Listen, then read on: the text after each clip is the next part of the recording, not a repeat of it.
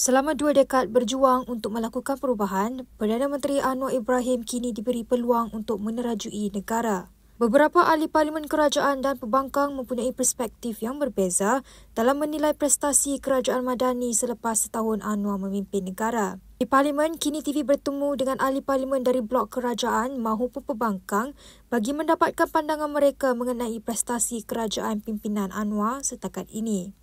Kejayaan terbesar ialah untuk memastikan kestabilan politik dan juga perpaduan rakyat dan negara dapat dikekalkan kerana kita hadapi satu cabaran yang agak besar daripada golongan ekstremis dan rasis yang mainkan isu syiar tak habis-habis. Kita sedang menghadapi pelbagai kemelut. Jadi kalau kita nak kata kejayaan, saya kena carilah yang mana satu kejayaan. Kalau sekiranya kita buat 1000 bangunan tinggi mencecah di awan, tiba-tiba beras naik harga, barang naik harga, rakyat dia tak beli. Sebab buat bangunan tu dia tak untung apa baginya. Yang dia untung ialah kalau barang turun harga, beras turun harga, itu ialah keuntungan. I think one of the biggest achievements that I can think of off the top of my head would be, decriminalizing suicide. Because at first, just the idea of punishing someone who's already in that state of mind, it's just very inhumane. So pushing forward, that's definitely one of the biggest achievements that I can think of right now, amongst many.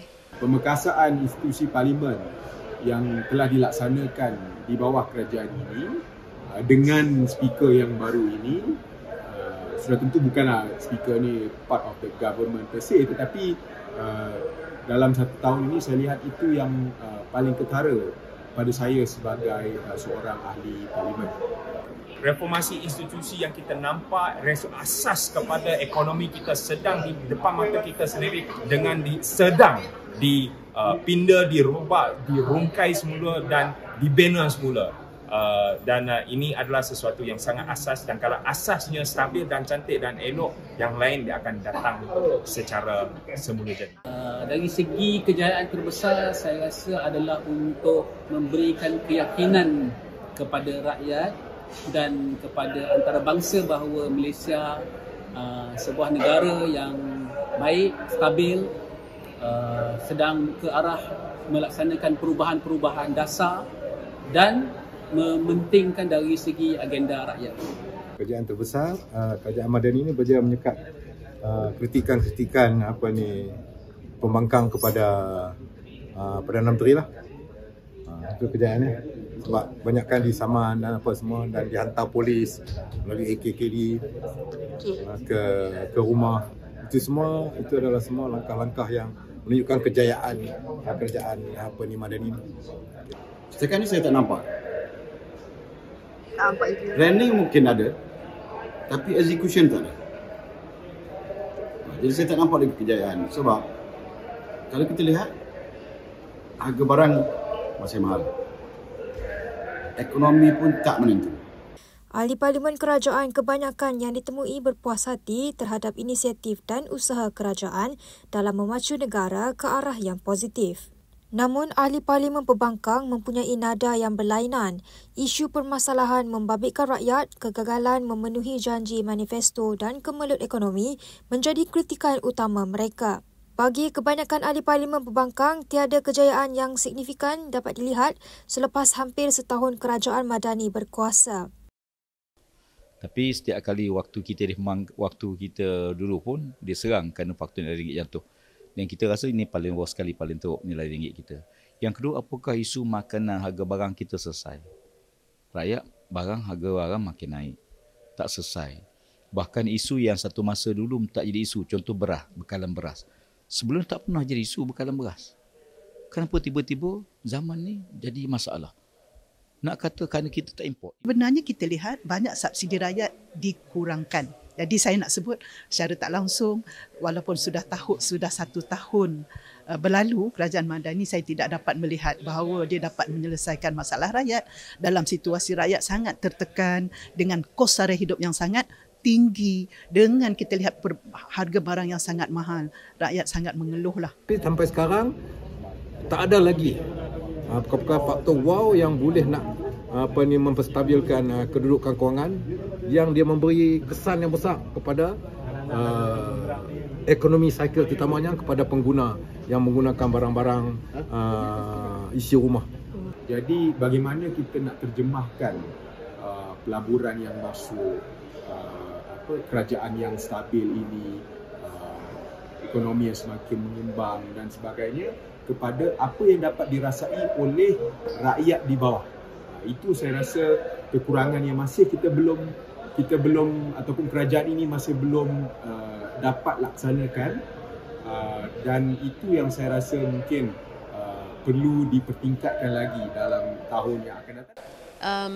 This government's only been, it's not even a year yet, belum lagi sampai 1 tahun ya, but yeah, with all of the challenges that they had, we have to tackle it step by step. And also let's not forget, the past 3 years doing COVID lockdowns and so forth, that itself had tremendous effects to everyone, the society, the country in every single term, economy, healthcare, and also education. So there's a lot of things that need to be done. So it's a step-by-step process. Kegagalan ni sering kali bukan saya cakap, satu orang cakap, ini rakyat cakap. Ini bahaya. Saya ni bukan saya cakap, ini rakyat cakap. Kalau saya akan cakap kepada you apa yang rakyat cakap, saya tak mau cakap apa yang saya cakap.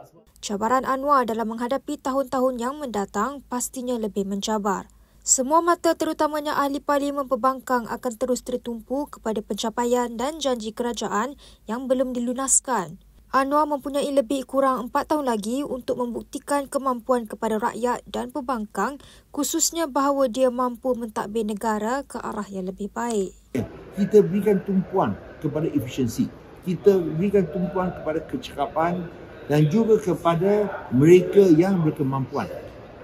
Dan bukanlah kepada kroni-kroni. Saya percaya kita dapat memastikan ekonomi kita terus maju dan rakyat boleh makmur. Currently, right now, being in Parliament, I think one of the things that we need to improve would be, making sure that there's an ethical code of conduct being adhered to and respected in the hall. That way, then we can push for more logical and important debates that can be carried on rather than just the hurling insults and focusing too much on race, religion. Let's talk about the economy, let's talk about healthcare, let's talk about education first and foremost. Dan kena fokus tumpu kepada dasar-dasar ini supaya dia memberikan hasil, menampakkan hasil dan bertahan dengan dasar-dasar ini. Dia mungkin tidak popular, tapi kalau betul-betul dipertahankan, fokus tumpu, saya percaya dalam masa 1 tahun, 2 tahun, dia akan memberikan hasil. Pada masa itu, kalau kita tengok nanti kepada rakyat yang mungkin banyak songel banyak serangnya, banyak aduan kegusaran, dia akan bereda. Dan oleh kerana itu saya rasa ini antara perkara yang kerajaan kena tumpu sungguh-sungguh. Dasar-dasar yang ada, pastikan dianya memberikan hasil dan membuahkan hasil. Yang paling penting sebenarnya penerangan kepada rakyat di bawah itu tentang apa yang Malaysia Madani cuba untuk bawa, apa hasrat yang cuba dibuat oleh kerajaan. Penerangan kepada rakyat yang perlu diperhebat lagi oleh kerajaan pada hari ini. Terima kasih, Abi.